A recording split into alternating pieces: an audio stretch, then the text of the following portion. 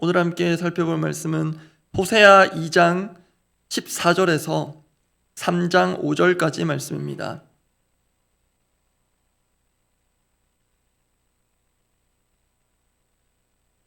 호세아 2장 14절에서 3장 5절까지 말씀입니다.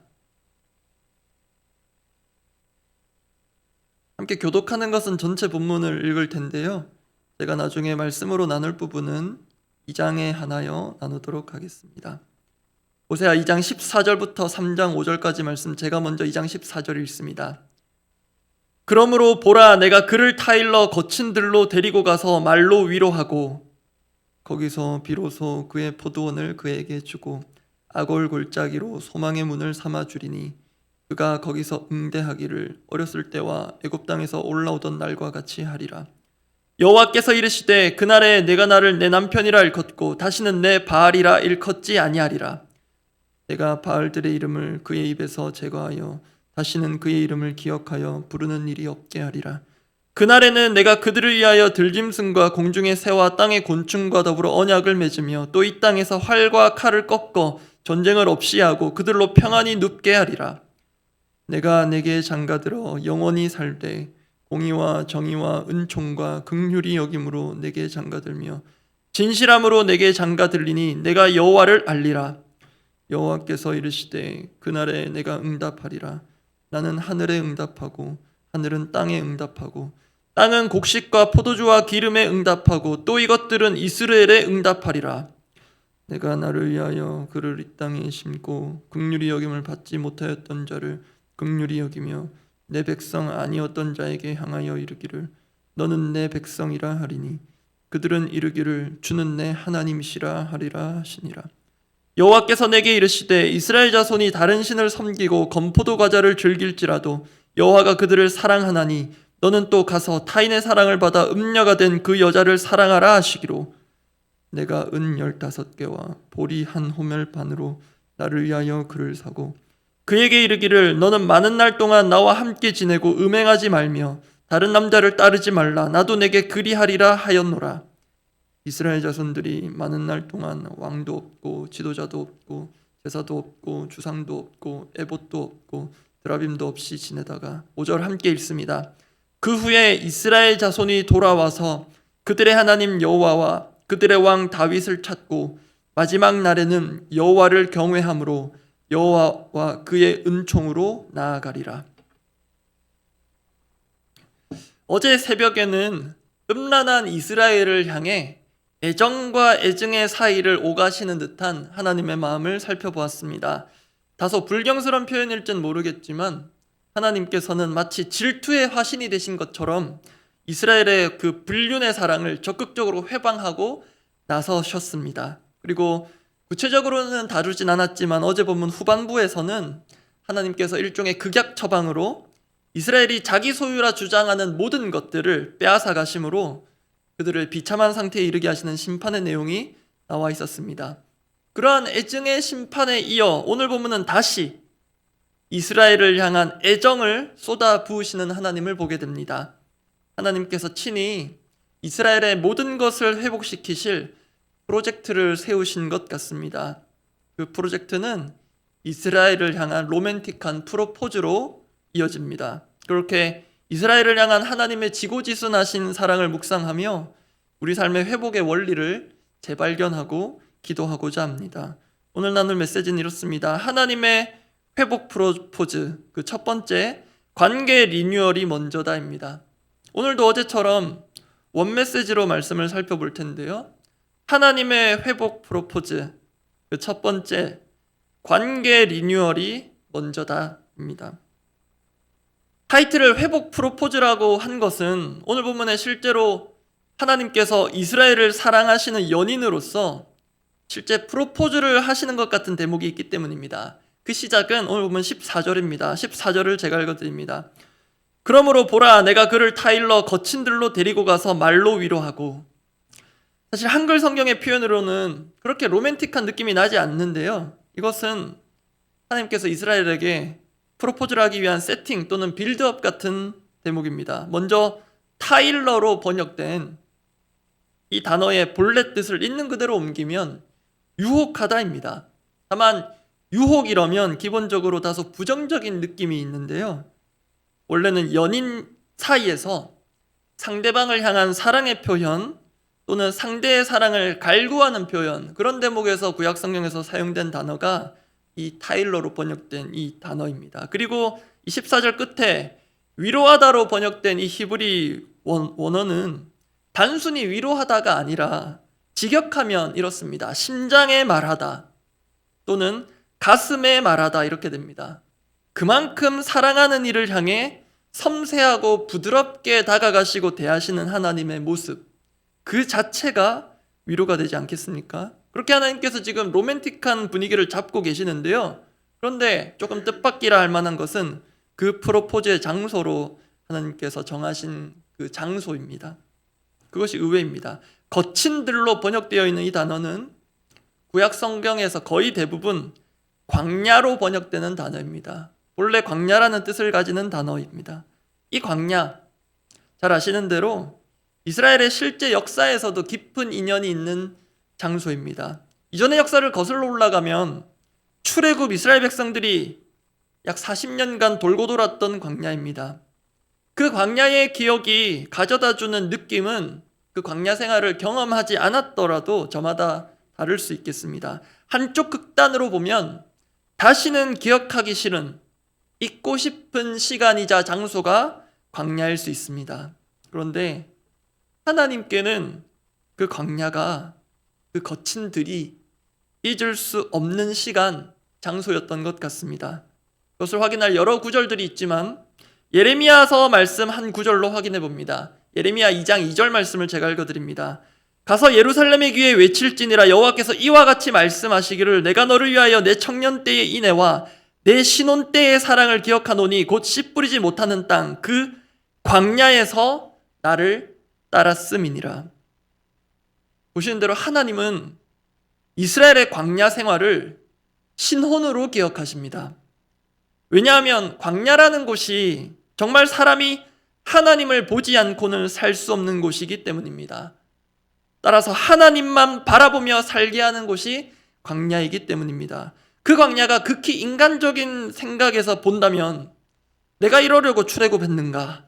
내가 이러려고 하나님과 언약을 맺고 결혼했는가?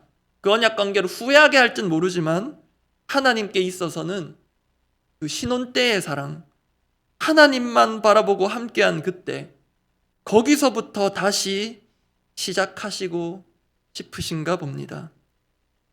그렇게 하나님께서 오늘 본문에서 사랑하는 연인 이스라엘을 다정하게 이끌고 간 그 신혼의 처소 광야에서 심장에 대고 말씀하시듯 섬세하게 전하시는 그 프로포즈의 내용이 19절 20절에 나옵니다. 제가 읽어드립니다. 내가 내게 장가들어 영원히 살되 공의와 정의와 은총과 긍휼이 여김으로 내게 장가들며 진실함으로 내게 장가들리니 내가 여호와를 알리라. 이제 여기쯤 오면 이스라엘을 향한 하나님의 프로포즈로 보이십니까? 당시 이스라엘에는 약혼이라는 분명한 법적 제도가 있었습니다. 신약 시대도 마찬가지였는데요. 그에 따르면 약혼자는, 남성은 약혼에 준하는 값을 치러야 했습니다. 그런데 지금 신랑이 되시고자 하시는 하나님께서 치르신 값들이 나와 있는데요. 값을 매길 수가 없는 것들입니다. 장가들며 영원히 살고 장가들고 장가들겠다, 이렇게 직진남처럼 다가오시는 하나님 말씀하시는 것들은 공의와 정의와 은총과 긍휼이 여김으로 장가들겠다. 이것들은 하나님의 성품이자 속성들이며 곧 하나님 자신을 주시겠다는 것입니다. 이것이 신약으로 오면 글 속에서 교회를 사랑하신 것으로 연결됩니다. 에베소서에서 사도 바울이 남편들의 아내 사랑을 권면하는 대목에서 그 표현들이 나오는데요. 에베소서 5장 25절 말씀을 제가 읽어드립니다. 남편들아 아내 사랑하기를 글 속에서 교회를 사랑하시고 그 교회를 위하여 자신을 주심같이 하라. 여러분, 하나님께서 이렇게 당신의 백성들을 향해 프로포즈를 해오십니다. 나랑 결혼하자. 너의 지참금은 없어도 된다. 내가 다 줄게. 나를 줄게.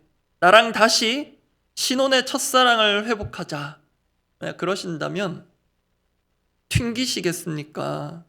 받아들이시겠습니까? 그런데 현실 감각에 민감한 우리는 이렇게 관계 회복에 따뜻한 손을 내미시는 하나님 앞에서 때로 다른 얘기를 할 때가 있습니다. 한때 오래전 유행했던 드라마 대사 같은데요, 마치 이런 식입니다. 하나님, 얼마나 줄 건데요? 얼마나 줄 수 있어요? 다 망가져버린 제 생계부터 회복시켜 주세요. 오늘 본문 앞에 모든 삶이 망가져버린 듯한 그런 심판을 겪은 이스라엘이거든요. 그것부터 회복시켜 주세요. 저는 이게 더 급해요. 또 어떤 사람은 저게 더 급해요. 그렇게 관계는 나중인 것처럼 오늘의 삶을 진단하고 현실적으로는 경제적인 측면, 또 그런 현실적인 측면에 치우친 회복의 계획, 회복의 프로젝트를 먼저 세우고 우선시하는 게 우리의 현실일 것입니다. 그런데 바로 이 지점에서 하나님의 회복의 프로포즈가 먼저라는 것이, 다르게 말해 관계 리뉴얼이 먼저라는 것이 중요합니다. 하나님 오늘 본문에서 사랑 고백만 하지 않으십니다. 다만 그것을 가장 먼저 하십니다.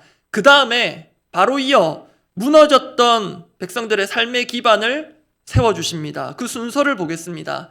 14절 15절 이어지는 대목인데요, 제가 읽어드립니다. 그러므로 보라, 내가 그를 타일러 거친 들로 데리고 가서 말로 위로하고, 프로포즈를 그렇게 이행하시고 거기서 비로소 그의 포도원을 그에게 주고. 지금 포도원은 당시 농경사회에서 이스라엘의 경제적 부를 상징하는 표현입니다. 선지서는 기본적으로 상징적인 또 운문의 형태로 기록된 부분들이 많은데요, 그것을 회복시켜 주시겠다는 것입니다. 단 지금 확인하고 있는 대로 관계 회복이 먼저입니다. 그리고 실제 그 프로포즈 고백 직후도 마찬가지입니다. 20절부터 22절로 이어지는데요, 제가 또 읽어드리겠습니다. 진실함으로 내게 장가들리니 내가 여호와를 알리라. 여호와께서 이르시되 그날에 내가 응답하리라. 나는 하늘에 응답하고 하늘은 땅에 응답하고 땅은 곡식과 포도주와 기름에 응답하고 또 이것들은 이스라엘에 응답하리라. 지금 알쏭달쏭한 표현처럼 보이실 텐데요, 하늘과 땅, 곡식과 포도주, 기름을 사람처럼 의인화해서 시적으로 응답의 연속으로 표현한 것, 이것은 다시 한 번 더 당시 농경사회에서의 풍요를 뜻하는데요, 보시면 그 출발이 하나님이십니다. 이스라엘은 이 농경사회의 풍요를 그 풍요의 신 바알이 주는 것이라 생각했지만 하나님은 그러한 착각을 정확하게 깨뜨려 주시고 제자리를 찾게 하십니다. 바알이 아니라 하나님께서 모든 것을 풍요의 선순환으로 만들어 주시겠다 합니다. 그것의 집약적인 표현이 22절 끝에 있는 이스르엘입니다. 여기서 이스르엘은 중의적인 의미가 있는데요, 이스라엘을 대체하는 이름이면서 이스르엘이라는 글자 그대로의 뜻이 하나님이라는 뜻의 엘과 심다라는 동사가 합쳐진 단어입니다. 즉 하나님께서 심으신다는 것입니다. 여러분, 하나님이 심으시면 불황, 흉년이 있겠습니까? 이제 이런 엄청난 프로포즈를 받은 우리가 반응할 차례입니다. 지금 우리에겐 어떤 회복이 필요합니까? 사실 회복은 우리뿐만 아니라 하나님께도 필요해 보입니다. 왜냐하면 본문을 묵상하면 우리 없이는 살 수가 없으신 것처럼 말씀하시며 그렇게 우리를 사랑하시는 분이 하나님이시기 때문입니다. 그런데 이렇게까지 다가오시는 하나님 앞에 여전히 내 마음이 냉랭하다면, 또는 하나님 우리 사이에 큰 문제가 있었나요? 그렇다면 어쩌면 우리는 하나님과의 관계의 회복 내지는 점검보다는 다른 무언가에 더 우선순위를 두고 그것에 더 집착하면서 그게 풀려야 모든 게 풀린다고 착각하고 있어서 그럴지도 모르겠습니다. 본문 당시의 농경사회에서 이스라엘의 온 관심은 어떻게 하면 농사가 잘 되어 풍년을 누리나 하는 것이었습니다. 그것을 위해 따라간 연인이 바알입니다. 그런데 그러한 잘못된 어긋난 시대 정신이 오늘날 모양만 바뀌었을 뿐 그대로 이어집니다. 누군가에겐 생계의 문제, 또 누군가에겐 투자 손실을 어떻게 메울 것인가 하는 문제, 어디에서 살아야 하는가, 얼마에 팔아야 하는가, 얼마에 사야 하는가, 또 누군가에겐 자식 농사의 문제일 수 있겠습니다. 무엇이든 우리가 심는 것들은 잘 거둬야 합니다. 그런 농경사회 정신이 그대로 있습니다. 더 많이 거둬야 합니다. 불법을 행해서라도 편법을 행해서라도 더 많이 거둬야 합니다. 그게 결국 궁극적 목적인 것처럼 살아갑니다. 투자 대비 이윤 극대화. 일단 그렇게 숨통이 좀 트이고 살만하면 그 다음에 생각해 보는 것이 관계입니다. 하나님도 그 다음입니다. 아니, 그 풍요만 주시면 되는 수준입니다. 이것부터 해주시면 제가 하나님 더 잘 믿고 따를게요가 우리에게 익숙한, 어쩌면 우리에게 체득된 순서이자 회복의 공식일지 모르겠습니다. 그런 우리에게 하나님은 뚝심 있게 아니다, 흥령아, 관계가 먼저다, 내가 먼저다 말씀하십니다. 그 하나님께서 우리에게 이렇게 일침 같은 프로포즈를 하십니다. 너는 내가 먼저가 아니겠지만 나에겐 네가 먼저다. 내 독생자 아들보다도 네가 먼저다. 그래서 내 아들을 보내었단다. 이렇게 우리와 사랑의 관계 회복이 먼저이신 그 하나님의 손을 잡는 자에게는 놀라운 역사가 일어납니다. 하나님은 절망의 자리, 바로 그곳을 소망의 자리로 바꾸시며 반전을 이루시는데요, 그 부분을 확인합니다. 15절 말씀 제가 읽어드립니다. 거기서 비로소 그의 포도원을 그에게 주고 아골골짜기로 소망의 문을 삼아 주리니. 여기까지만 읽어드립니다. 앞서 확인했던 대로 거기는 광야입니다. 프로포즈의 장소입니다.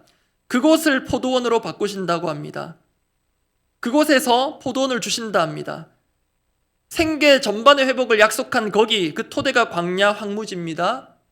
그곳에서 포도원을 주겠다. 또 아골골짜기로 소망의 문을 삼겠다. 아골골짜기는 역사적으로 근원을 거슬러 올라가면 여호수아가 이끈 여리고 전쟁에서 전리품을 숨긴 그 아간이 죽어서 묻힌 곳입니다. 그 흑역사의 상징이 아골골짜기, 그 흑역사를 하나님께서 바꾸시고 그 흑역사의 터를 소망의 문으로 전환해 주시겠다 합니다. 이러한 반전의 앞권은 23절입니다. 호세아서 묵상을 시작한 날부터 오늘까지 3일 연속 등장하는 호세아와 고멜 사이에서 태어난 세 자녀들의 이름, 이스르엘, 로루하마, 로암미, 한 자리에 등장하는 구절이 23절입니다. 제가 읽어드립니다. 내가 나를 위하여 그를 이 땅에 심고 긍휼히 여김을 받지 못하였던 자를 긍휼히 여기며 내 백성 아니었던 자에게 향하여 이르기를 너는 내 백성이라 하리니 그들은 이르기를 주는 내 하나님이시라 하리라 하시니라. 이미 1장 2장에서 확인된 그 이름을 통한 회복입니다. 구약 이 원문, 히브리 원문을 보면 제가 괄호로 표시한 것들 그대로 나와 있습니다. 이것이 한글 성경 번역으로 풀어져서 나와 있는 건데요, 처음에는 심판의 이름이었던 이스라엘, 그리고 긍휼을 걷어가시는 심판의 이름 로루하마, 내 백성 아니다 부정의 심판의 이름 로암미, 모두 부정의 의미 접두어를 떼고 23절에서는 하나님께서 심으시겠다 이스라엘, 하나님께서 긍휼을 베푸시겠다 루하마, 하나님의 백성으로 삼아주시겠다 암미. 한 자리에 이 모든 이름들이 다 등장합니다. 사람은 하나님을 대체할 것들을 찾고 따르지만, 하나님 외의 것에서 회복을 시작하려고 하지만 하나님은 그 무엇으로도 우리를 대체하지 않으십니다. 바알을 따라가며 로루하마이기를 로암미이기를 자처한 우리를 다른 이로 대체하지 않으시고 그대로 다시금 루하마 암미로 받으십니다. 말씀 정리합니다. 현실에서 부부는 사랑이 아니라 정으로, 심지어는 의리로 산다는 말, 현실적으로 분명히 일리가 있는 말이겠습니다. 그런데 하나님과 맺어진 부부관계에서는 통하지 않습니다. 언제나 기쁨과 감사, 또 설렘 가득한 하나님과의 첫사랑이 우리의 삶의 원동력이자 회복의 근원이기를 바랍니다. 기도하겠습니다.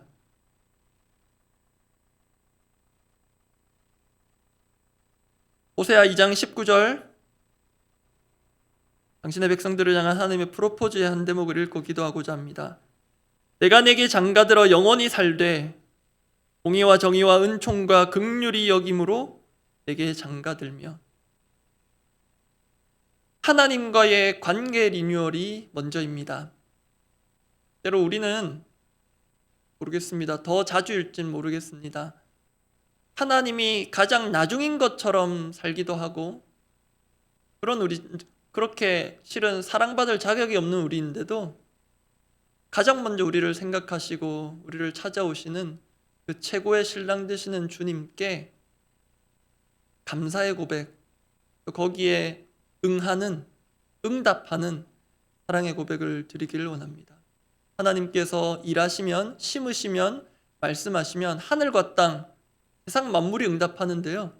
응답하지 않기를 고집하는 유일한 존재가 있다면 사람이지 않을까 합니다. 이 하나님의 귀하신 은혜의 프로포즈 앞에 믿음으로 반응하고 하나님을 뒤로 하고 더 우선으로 여겼던 것들을 제자리로 돌려보내고 오늘 정말로 하나님을 최우선으로 생각하며 사랑하고 사는 사람으로서 내 삶이 재정립되기를, 회복되기를 원합니다. 그런 마음으로 함께 기도하겠습니다. 아버지, 우리 인생에는 프로포즈가 한 번이고 결혼이라는 언약식이 한 번이지만 주님, 하나님과의 언약 관계는 하나님께서 그렇게 애타고 애절하게 찾아오심으로 말미암아 매번 갱신되고 리뉴얼되어야 하는 것을 기억합니다. 문제는 우리가 하나님의 사랑을 쉽게 잊고 다른 연인을 찾아 헤매고 간이고 쓸개고 다 내줄 만큼 하나님 외의 것에서 회복을 시작하고 새로운 삶을 꾸려보려는 그런 헛된 시도들을 늘 하고 있어서 그렇지 않을까 합니다. 주님, 하나님 오늘도 우리를 향한 설렘 가득한 사랑의 손길을 내밀며 프로포즈를 해오실 때 정말로 내 인생에 있어서 1번 영순이가 하나님이라는 것을 다시 한번 기억하며 그렇게 살아오시고 역사하신 하나님, 그렇게 우리를 최고로 삼으시고 먼저 삼으시며 자신의 아들도 나중으로 여기신 그 하나님의 사랑을 다시 한번 기억하며 오늘 내 삶에 회복이 필요한 영역이 있다면 그것을 하나님께 온전히 맡기고 하나님을 내 인생에 다시 한번 최우선으로 0번으로 모시는 그런 감사가 오늘 내 삶과 내 입술과 내 모든 인격을 통하여서 나타나기를 원합니다. 주님, 사랑받을 자격 없는 우리, 불륜의 음행을 저지른 우리, 그런 우리를 끝까지 놓지 않으시고 영원히 같이 살자 하시는 그 하나님의 이해할 수 없는 사랑이 조금이나마 이해되고 받아들여져 우리의 삶이 하나님으로부터 시작되는 회복을 맛보는 광야 같은 시간을 보내는 영혼들이 있다면 주여 포도원으로 바뀌는 은혜 주시고 로루아마가 루아마가 되며 로암미가 암미가 되는 그런 은혜를 주여 허락하여 주시옵소서. 공동의 기도 제목을 두고 기도하겠습니다. 예배 리뉴얼을 계속 기도하고 준비 중인데요, 이건 역시 하나님 사랑이 근원이고 출발이어야 함을 오늘 본문을 묵상하며 다시금 새기게 됩니다. 정말로 하나님을 최고로 사랑하는 자들이 모여서 드리는 고백, 그 사랑 고백이 우리의 예배가 되기를 원하고 그 사랑의 삶이 우리 예배자의 삶이 되기를 원합니다. 그 하나님의 사랑으로 다시 한번 시작되고 중요한 변화들 다시 새로워지는 그런 예배 리뉴얼, 예배자 리뉴얼이 되기를 바라며 기도하면 좋겠습니다. 그리고 어제도 기도했지만 이번 주일 11월 새가족 5분의 새가족분들이 이제 수료하고 이제 원래도 우리와 함께 믿음의 한 식구였지만 더 명확하고 또 선명하게 공동체 생활을 함께하게 될 것입니다. 이분들 역시 하나님을 최우선으로 여기고 하나님을 최고로 사랑하는 그런 사랑꾼들이 되셔서 하나님만을 온전히 따르는 그런 분들이 되도록 우리가 중보하고 미리 축하하고 축복하면 좋겠습니다. 그리고 어제 이어 오늘도 금요일 많은 다락방 모임이 이어질 텐데요, 좋은 예배라는 공과를 다루게 될 텐데, 그 좋은 예배의 현장이 되도록 무엇보다 그 자리가 정말로 우리 모두가 주님 사랑하는 자들이라는 것, 우리가 또 앞으로 더욱 주님 사랑함으로 좋은 예배 드릴 자들이라는 것, 그것을 새롭게 하고 우리 순장님들이 그 누구보다도 가장 주님 사랑하는 자임이 나타나는 시간, 또 우리 순원분들도 내가 정말로 주님을 최고로 가장 먼저로 여기고 사랑해야 되겠다는 것을 다짐하고 결단하는 시간이 되기를 그렇게 소망하며, 사랑이 가득한 그 사랑이 또 순장님들과 순원들 사이에 오가고 자연스럽게 흘러넘쳐서 행복한 시간이 될 수 있도록 그렇게 함께 기도하고 각자 필요한 기도하시고 돌아가시기 바랍니다. 기도하겠습니다. 하나님 아버지, 하나님 사랑, 이웃 사랑이 온 율법의 총체요 요약이라고 주님 말씀하셨는데, 주님 그 하나님 사랑으로 다시 시작하기로 원합니다. 이 예배도 새롭게 되어야 한다면 그 하나님 사랑을 다시 한번 새롭게 다지고 그 사랑으로 출발하여 그 사랑이 하나님 향한 예배 되기를 원합니다. 정말 하나님, 내가 사랑하기에 견딜 수 없어서 목이 터져라 주님의 이름을 부르며 사랑을 고백하며, 하나님의 사랑을 내가 숨길 수 없어서 내 표정이 밝아지고 내 삶이 달라지는, 정말로 사랑하는 자에게서만 나타나는 그런 귀하고 아름다운 변화들이 자연스럽게 나타나는 예배 리뉴얼 되기를 원합니다. 또 주님 사랑함으로 또 주님 사랑하는 공동체에 함께하고자 또 11월 또 보내주시고 또 함께하기로 결단한 우리 새가족분들 이제 수료를 앞두고 있는데, 주님 이제 수료로 내가 해야 할 의무를 끝냈다는 것이 아니라 이제 더욱 본격적으로 하나님을 더욱 사랑하고 또 공동체 안에서 함께 하나님을 사랑하며 살아가는 일에 인생을 드리며 함께 그 길을 걷는 그런 귀한 시작이 되도록 지금까지 수고한 바나바 분들과 또 담임 목사님과 모든 이들의 수고가 귀한 결실로 아름다운 또 축하와 축복으로 이어지게 하여 주시옵소서. 주님, 오늘도 있을 이 다락방 모임이 정말로 하나님을 최고로 여기는 자들의 그 모임, 그 사랑의 공간이 되기를 원합니다.